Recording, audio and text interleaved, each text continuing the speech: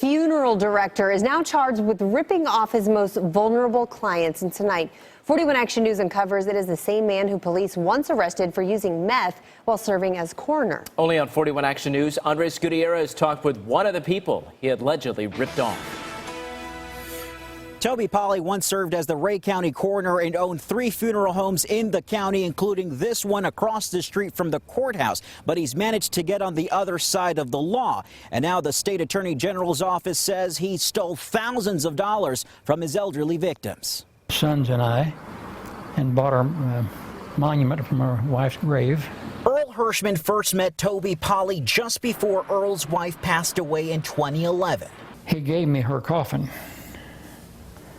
And so I figured, well, he's a pretty generous type person. So when I went to make arrangements for my own funeral, I thought, well, I'll just go through Toby. In March of 2014, he wrote Pulley a check for $7,383. The 84-year-old and several other victims would never see their money again. I went out there to make some changes in my funeral arrangements, is what it was, and found out that he went belly up. By then, new owners took over Pulley's funeral home in Excelsior Springs, but his funeral homes in Lawson and in Richmond remained closed.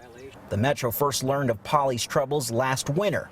Police arrested him when they found Pulley smoking meth inside his hearse in the parking lot of the Argosy Casino. On Thursday, the Missouri Attorney General's office filed charges for taking more than $51,000 from half a dozen victims in prearranged funeral agreements. The state says he wasn't even authorized to enter into such contracts. He has nothing to say. That's according to his wife, who came to the door at their Lawson home.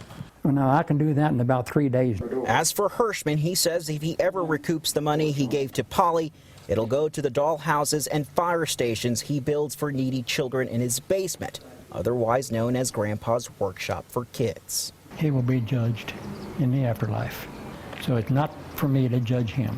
A warrant has been issued for Pulley's arrest. There's no word yet as to when he'll face the judge for these charges. The Attorney General's office has asked for a $50,000 cash-only bond. In Richmond, Andres Gutierrez, 41 Action News.